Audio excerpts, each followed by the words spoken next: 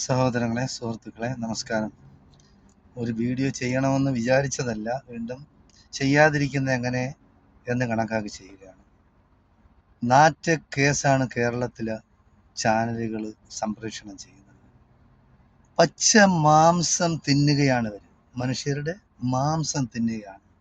ഒരു ചെറുപ്പക്കാരൻ പെട്ടെന്നൊരു സുപ്രഭാതത്തിൽ MLA ആവുന്നു, നേതാവാകുന്നു, യൂത്ത് കോൺഗ്രസിന്റെ പ്രസിഡന്റ് ആകുന്നു. അത് സഹിക്കാൻ ചിലർക്ക് കഴിയുന്നില്ല. നിങ്ങൾക്ക് എല്ലാവർക്കും അറിയാം, കേരളത്തിലുള്ള എല്ലാ ജനങ്ങൾക്കും അറിയാമെന്നുള്ളതാണ്. ഉമ്മൻചാണ്ടി ഒരു പാവപ്പെട്ട മനുഷ്യനായിരുന്നു, നല്ലൊരു മനുഷ്യസ്നേഹി എന്നതിനപ്പുറം കേരളത്തിൻ്റെ മുഖ്യമന്ത്രി ആയിരുന്ന വ്യക്തിയാണ്. ആ മനുഷ്യനെ വീഴ്ത്താൻ വേണ്ടി ഒരു നായർ പെണ്ണിനെ ഇറക്കി, തേവിടിശികളെ ഇറക്കി, നല്ല ജനമധ്യത്തിൽ നല്ല പേരും പെരുമയുമുള്ള നേതാക്കന്മാരെ അവഹേളിച്ച് അപകീർത്തിപ്പെടുത്തുന്ന ഈ സമ്പ്രദായം കേരളത്തിലല്ലാതെ ലോകത്തെവിടെയുണ്ടെന്ന് ഞാൻ കണക്കാക്കുന്നില്ല. ഇപ്പോൾ ഒരു ഹിന്ദുവായ നേതാവാണ്, കോൺഗ്രസിൻ്റെ നേതാവാണ് രാഹുൽ മാങ്കൂട്ടം. അയാളെ തുലയ്ക്കാൻ വേണ്ടി ക്രിസ്ത്യാനി പെൺകുട്ടിയെ ഇറക്കിയിരിക്കുകയാണ്.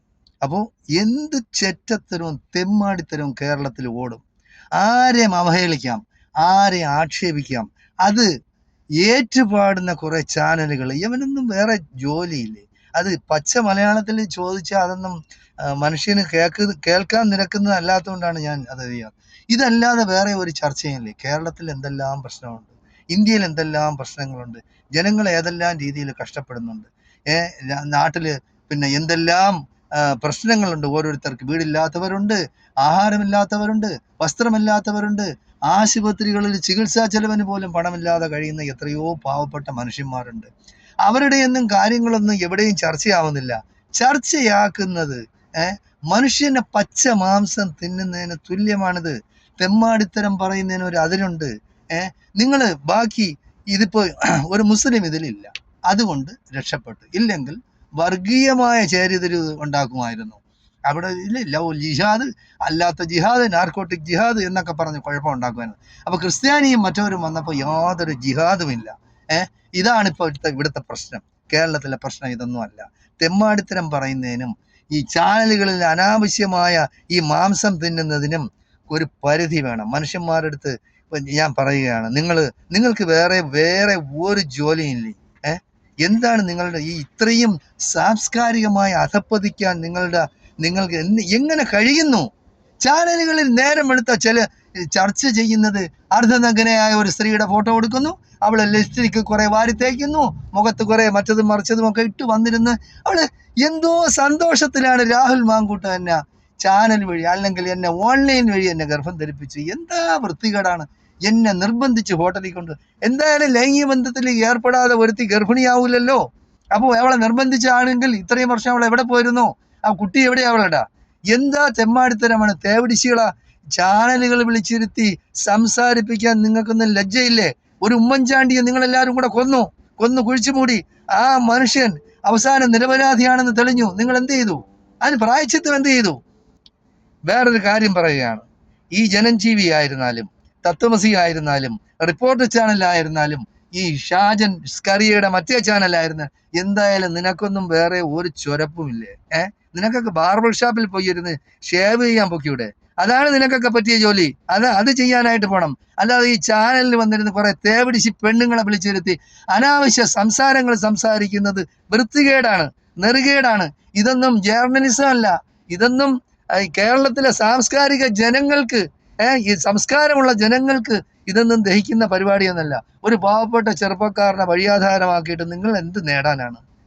ഇവിടെ കോൺഗ്രസിൽ ഒരു യുവനിര അങ്ങനെ വളർന്നു വരികയായിരുന്നു. എല്ലാ അസമത്വങ്ങൾക്കും എതിരെ ഉള്ള പോരാട്ടം അവർ നടത്തിക്കൊണ്ടിരിക്കുകയായിരുന്നു. അപ്പോൾ എങ്ങനെ അവരെ തകർക്കാം? ഈ റിപ്പോർട്ടർ ചാനലിലെ മൊട്ടയെ പറ്റി എനിക്ക് നല്ല ഒരു മതിപ്പായിരുന്നു നേരത്തെ. അയാൾ ചോദിക്കുകയാണ്, ആ പെണ്ണിൻ്റെ അടുത്ത് ചോദിക്കുകയാണ്, നിങ്ങൾക്ക് നാട്ടിൽ എത്രയോ തേവിടിച്ചി പെണ്ണുങ്ങളെ കിട്ടും, ലൈസൻസ് എടുത്ത് ഇവിടെ തേവിടിച്ചി പണി ചെയ്യുന്നവരുണ്ടല്ലോ, ഇന്ത്യയിൽ തന്നെ ഉണ്ടല്ലോ, കള്ള് വ്യവസായം നടത്തുന്നവരുണ്ടല്ലോ. അപ്പൊ അവരെ നിങ്ങൾ എന്ത് വിളിച്ചിരുത്താത്തത്? ഈ ആവശ്യമില്ലാതെ ഒരു നേതാവിന്റെ പിറക്കെ പോയി അവനെ നശിപ്പിക്കാൻ വേണ്ടി നിങ്ങൾ എന്തിനാണ് ഈ കാട്ടിക്കൂട്ടുന്നത്? നിങ്ങളുടെ ചാനലിന് റീച്ച് കൂടാൻ ഈ വേശ്യ പെണ്ണുങ്ങളെയും വേശ്യ വൃത്തി നടത്തുന്നവരെ മാത്രമേ നിങ്ങൾക്ക് കിട്ടുള്ളൂ. ഈ വേശ്യ എന്ന് പറഞ്ഞാൽ എന്താണ്? നമ്മളെ നാട്ടിലൊരു നടപ്പുണ്ട്. അതായത് വിവാഹ ബന്ധത്തിൽ ഏർപ്പെട്ടതിന് ശേഷം അല്ലെങ്കിൽ വിവാഹ കരാറിൽ ഏർപ്പെട്ടതിന് ശേഷമാണ് പുരുഷനും സ്ത്രീയും തമ്മിൽ ബന്ധപ്പെടുന്നത്. അതിന് ഇവിടെ ഇപ്പോൾ അങ്ങനെയുള്ള നിയമങ്ങളൊന്നുമില്ല. അവർക്ക് മനസ്സുണ്ടെങ്കിൽ, അവർക്ക് നല്ല മനസ്സുണ്ടെങ്കിൽ, അവർക്ക് രണ്ട് ഉഭയസമ്മത പ്രകാരം ലൈംഗിക ബന്ധത്തിൽ ഏർപ്പെട്ടാൽ അതിനിവിടെ നിയമമൊന്നുമില്ല, ഒന്നും ചെയ്യാനൊക്കില്ല.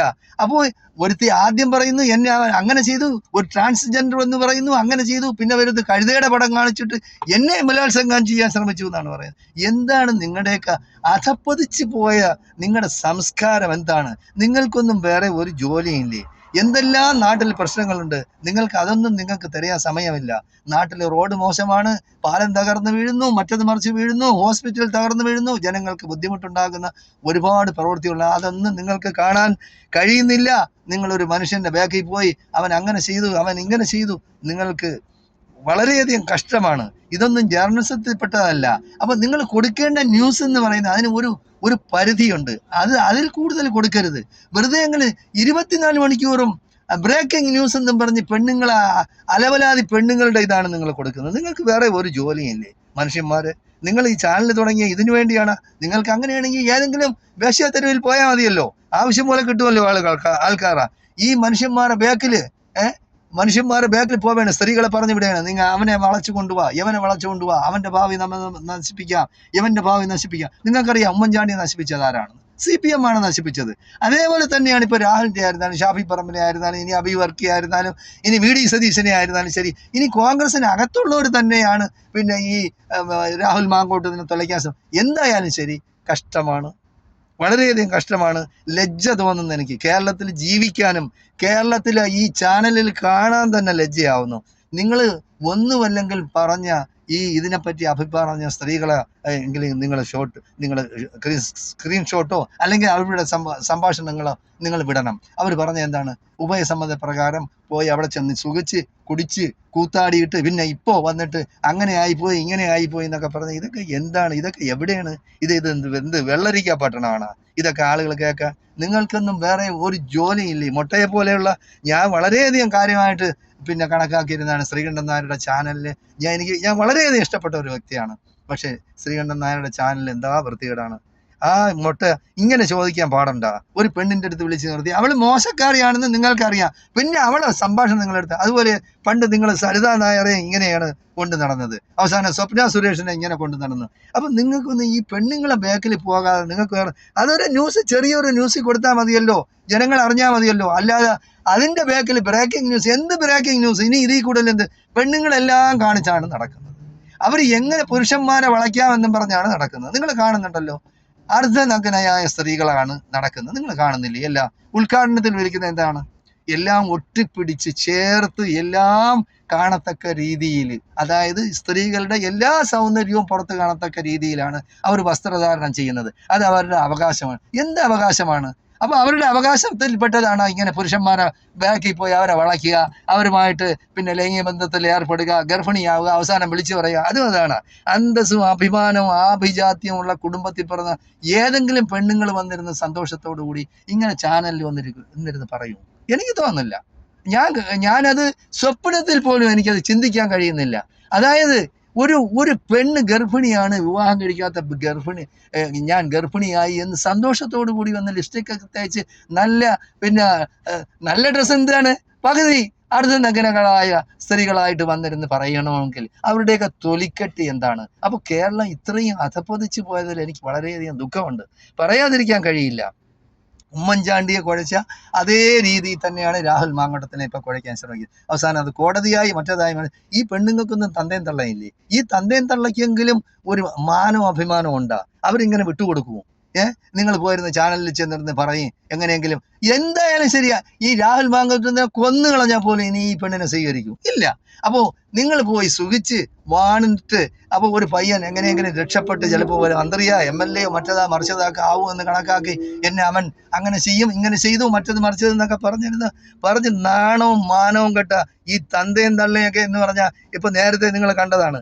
പിന്നെ റിയാസ് എന്ന് പറയുന്ന ഒരു ചെറുക്കൻ, റമീസ് എന്ന് പറയുന്ന ചെറുക്കൻ, ഒരു പിന്നെ ഹിന്ദു പെൺകുട്ടി അല്ല ക്രിസ്ത്യൻ പെൺകുട്ടിയെ അവൻ ലവ് ജിഹാദ് ആക്കി മതം മാറ്റി. ആ പെണ്ണൊക്കെ അന്തസ്സുള്ള പെൺപിള്ളേരാണ്, ആത്മഹത്യ ചെയ്ത് കണ്ട. ആത്മഹത്യ ചെയ്ത്. അത് വേറൊന്നും അവർ ലൈംഗിക ബന്ധത്തിൽ ഏർപ്പെട്ടെന്ന് പോലും വിളിച്ചു പറഞ്ഞില്ല, അവരെങ്ങനെയാണെന്ന് പോലും വിളിച്ചു പറഞ്ഞില്ല. അപ്പോൾ അതിനു വേണ്ടി ഇവിടെ എന്തെല്ലാം പ്രശ്നം, അതെല്ലാം ഇപ്പൊ കെട്ടടങ്ങി. ഇപ്പൊ ദാ പുതിയതാണ്. എന്തായാലും ശരി, എനിക്ക് ലജ്ജയുണ്ട്, കേരളക്കാരനാണെന്ന് പറയാൻ എനിക്ക് ലജ്ജയുണ്ട്. നിങ്ങളൊക്കെ ഇത് നിർത്തണം.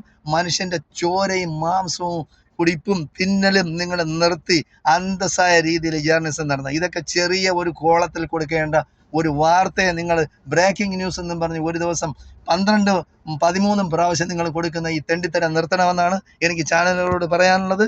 നിങ്ങൾ ഇതെല്ലാം കേട്ട നിങ്ങൾക്ക് നന്ദി, നമസ്കാരം.